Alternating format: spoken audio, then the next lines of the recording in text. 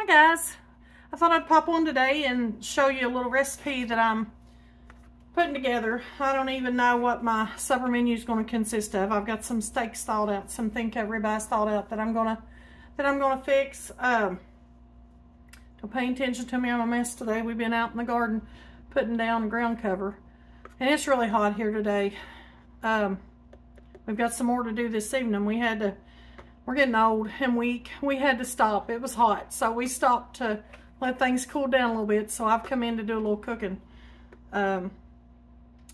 This is for sausage balls. There's just 3 ingredients. I've got it already cut open here. Our homegrown, this is our Kune sausage, pig sausage. And it calls for a box of Cheddar Bay biscuit mix. This is the Save-A-Lot knockoff brand, which I'm sure is just as good as the name brand. About 11, this one is 11.36 ounces. It's a pound, 16 ounces of sausage, and 16 ounces of shredded cheddar cheese. And I'm going to use a little bit of this no salt farm dust seasoning. I get this at our local Amish store here in our county.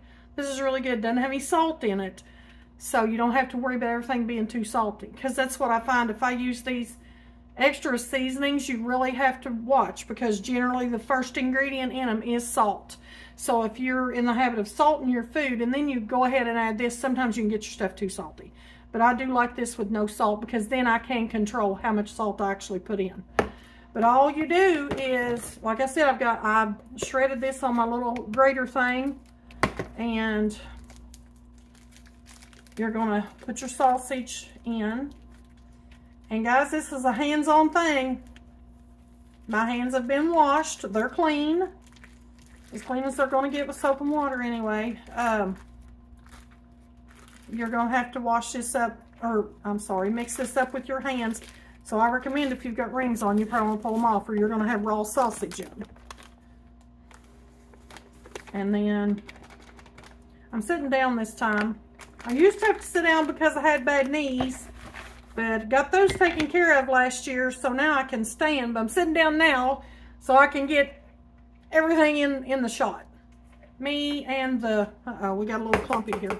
I lost my cap, so it draws moisture, but that's all right. Nothing a little whack on the counter won't fix. I'm gonna put a good bit of this in. Our sausage has got a really mild flavor to it. Very mild flavor. Well, I've lost my salt jar. Where'd it go?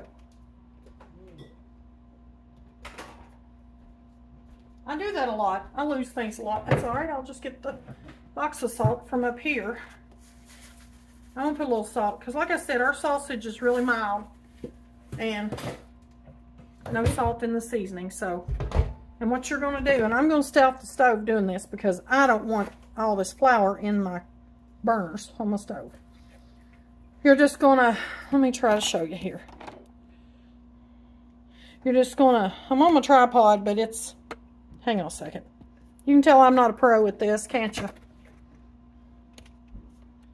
Just squish it up with your fingers, get it all mushed up till you can make it into a ball. When you get these made into a ball, I grease my sheet tin over here, my cookie sheet, and my good old trusty rusty cookie sheet, and you're going to mix it up into a ball. Mix it up, roll them into little balls.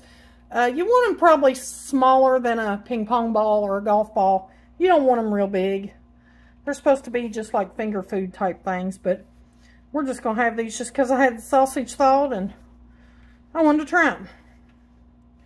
So, like I said, I don't even know what else we're going to have for supper. I hadn't even really thought about it a whole lot. I do have a handful of garlic scapes in there that come off of the hardneck garlic out back. I'll probably saute them up in some butter. They don't need much done. They're good all on their own. So I'll probably do those to go with our steaks. And I don't know. I got some little baby potatoes at Sam's last week. This takes a little bit of effort. It does. You have to work at it.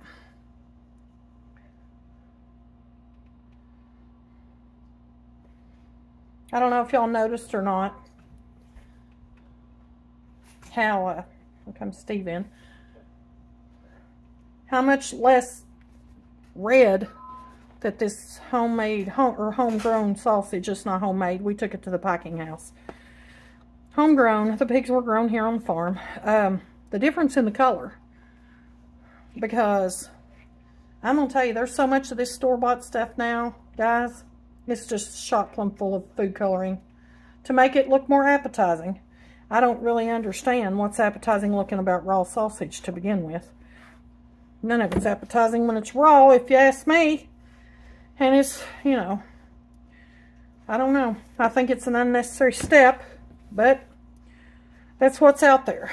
So it's really quite a shock when you do a lot of your own things like this, at the difference in things, just the difference in the taste, the color, how long it lasts in the refrigerator,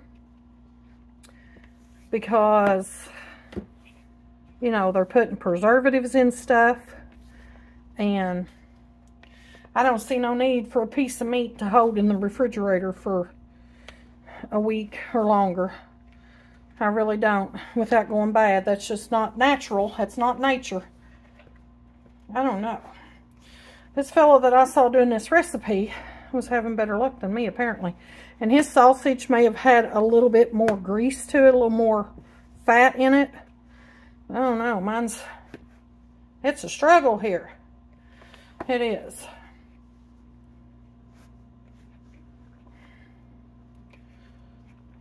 And I may have had just a tad bit more cheese because I had a 2-pound hunk and I just hacked it in half and ground it up. So I may have just a little bit more cheese in here, but it'll eventually get there. Like I said, you just have to keep working it. Kind of like kneading bread dough. You got to use those muscles. Got to put a little elbow grease into it.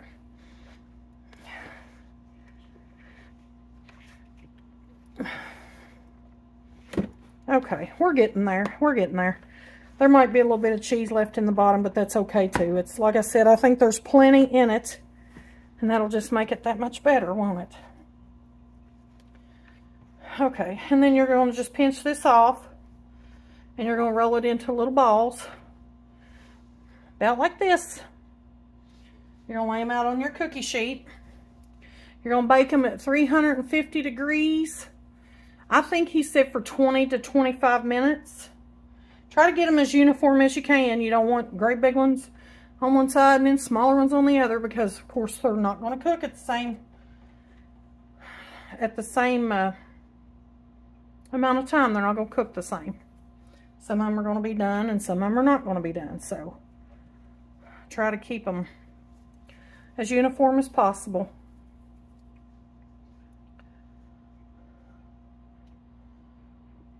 I told my husband this shirt, this top that I have on, it's just an old everyday top. It's actually got a little couple holes down in the belly, worn into it, not in the seam, just in the middle, worn into it.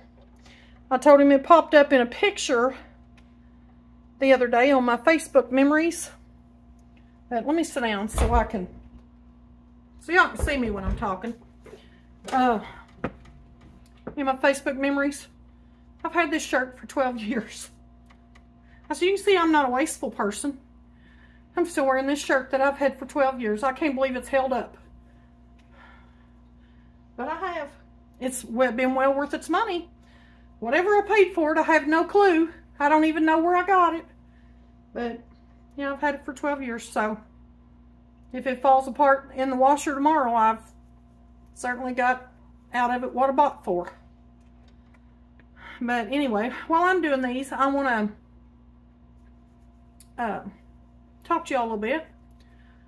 We're trying to get our garden out. It's going slow.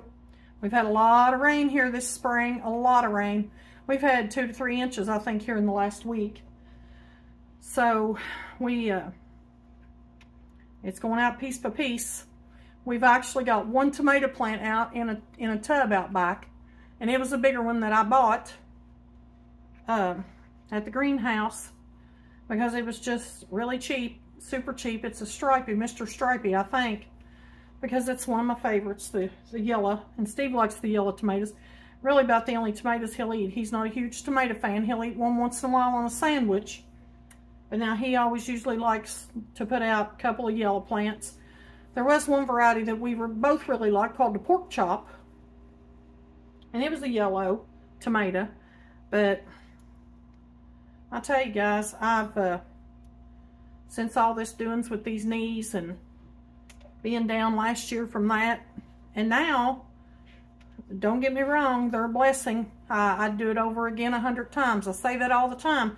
Anytime anybody asks me, I was just asked by a lady yesterday, you know, about having my knees done. I said I'd do it 100 times over. I don't want to pay for it 100 times over, but I'd do it 100 times over. Because I can walk now like I have not walked in 20 years probably. Maybe a little longer. My knees first started going bad, gosh, probably 20 years ago when I was waiting tables.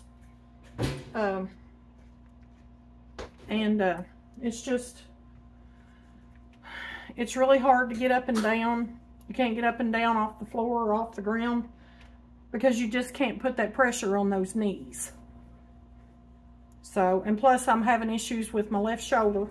Not sure what that is. Probably rotator cuff is what they're thinking. But I don't have a lot of strength in it to help get myself up off the ground. So, I'm really discouraged over the garden stuff. I am. Because it's just so much work. It's good work, but it's work. And it's hard to keep the weeds out when you can't get down to their level. And we didn't do anything in the greenhouse this time. We put a few plants, we started a few seeds in zipper bags on on paper napkins till they got a sprout on them, and then we put them in little pots with dirt, and we pretty much grew them on the back porch here. That way when it got cold we could bring them in the house. We didn't have to go out to the greenhouse and pack tray after tray after tray, because we have certainly done that plenty. So I told you we're getting old and tired and maybe just a little bit lazy in there with it. I don't know.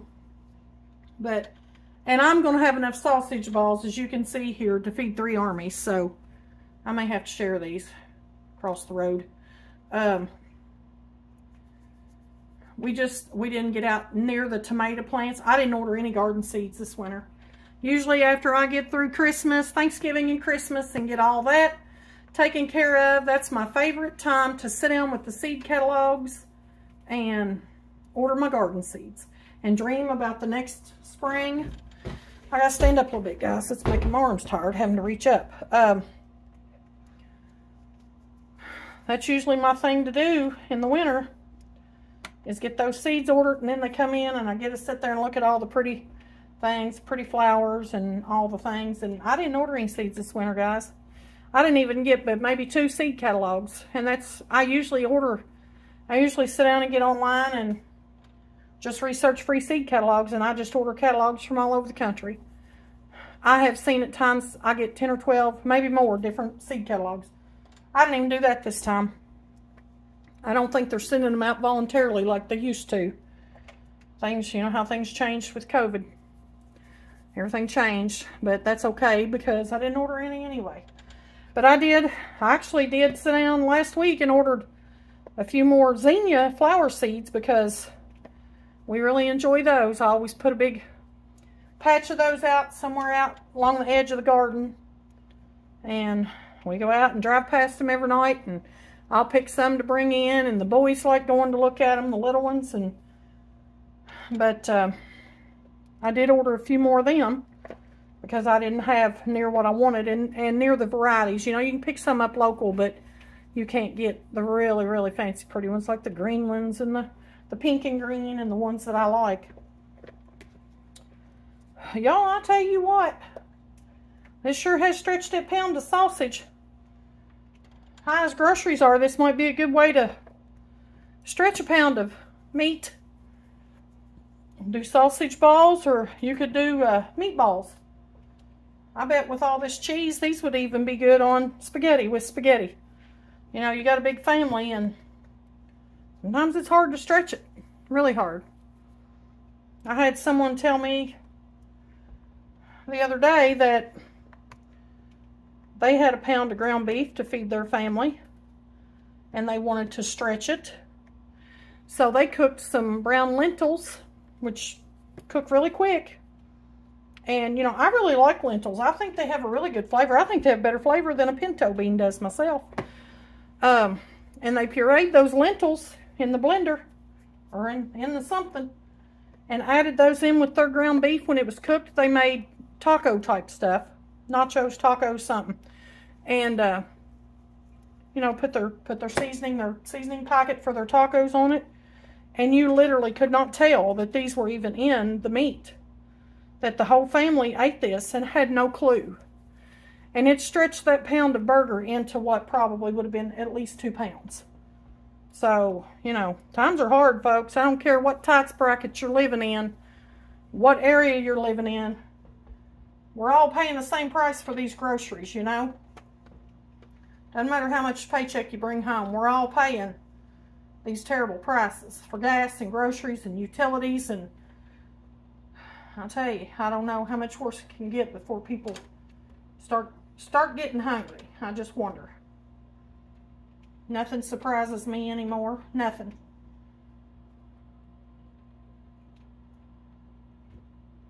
But it's good to think about ways to stretch your budget and stretch your groceries.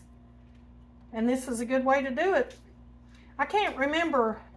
I want to say the biscuit mix was, it may have been over $3. If it was, it wasn't much. And the big thing of cheese, the big 2-pound block of cheese that I got, which like I said, this only has a pound in it. I got it on sale at Kroger. I think they had them for, I want to say $3.99 for the big 2-pound block.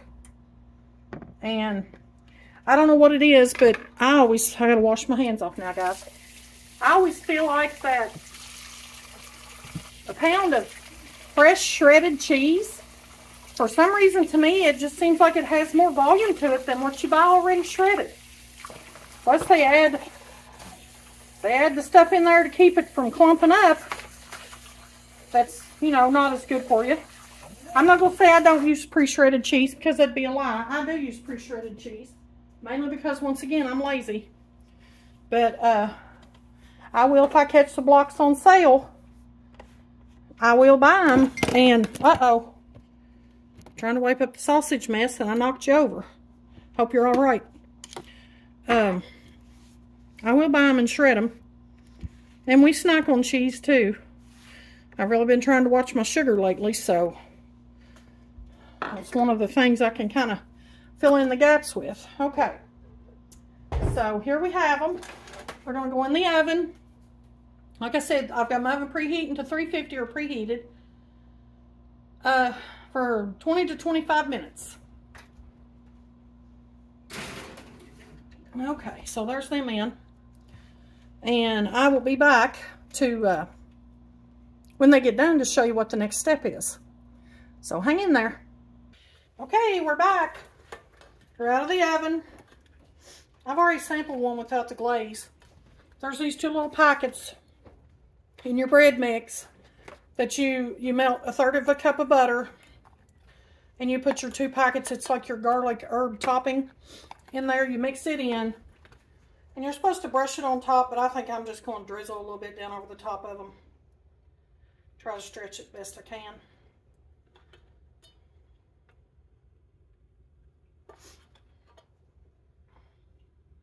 This way maybe some of it will get on the bottoms of them too. I just got to try to stretch it to fit, not to fit, but to get on all of them. And I may not be able to, I don't know. I got some stuff left in the bottom. I got another piece of butter over here I could add to that, which is what I'm fixing to do, I think. It just called for 1/3 of a cup of butter, which ain't much butter to go over. I guess if I'd have brushed it on, it would have been okay, but, you know, whatever. Hindsight's 20/20, isn't it? And there's never too much butter. Never.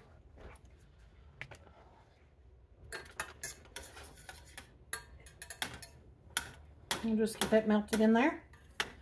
Because a lot of the seasonings were down in the bottom of this. I probably could have let it set for a minute maybe, but we're not picky here.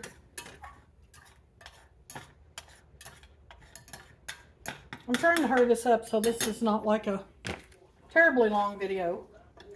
Now I got to remember who I put it on and who I didn't. That's okay. I'll take the ones with the extra butter. Like I need that.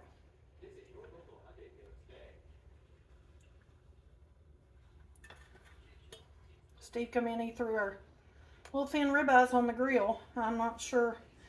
I cut up some little new potatoes. I might just throw them in the skillet and kind of saute them up, maybe. I'm not sure if I got these up in this corner.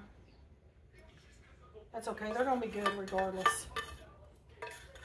Okay, there they are. And try to bring you over here. Oh, I better get that dish rag away from the stove burner, hadn't I? If you can see, well, there they are. You see them. Look how many there is. There's a lot. Get you set back down here.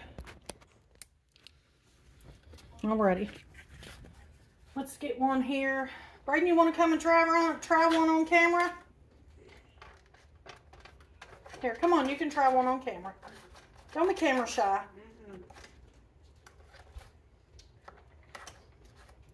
Here's a loose one. Well, here, you can try one. You don't have to try it on camera. Hi, world. You're behind the camera. I know.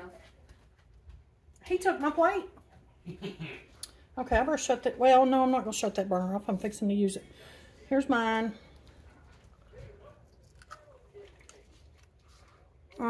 Those are really, really good. The best sausage balls I've ever eaten. Honestly, the best. Seriously. Come here, Braden. What do you think? No. They're scrumptious. Steve, he says they're scrumptious. You gonna try one on camera? I can't even know these people to try them on camera with me. I'm gonna show you something here in the window real quick. Check this out. I've got on a succulent kick this year. I don't know if you can see the can of peas or not. That's called string of pearls. I saw that somewhere and I think they're just the cutest thing. And when we went to the greenhouse, we saw they had these, so. Braden's over sneaking around. Like he's hiding, and I don't know why, because the camera's facing me, not him. Guys, you need to try these. If you think sausage balls are normally dry, that butter changes everything 100%. Amazing. Give them a try. Let me know what you think. Talk to you later. Come back and see us. Have a good day, and God bless.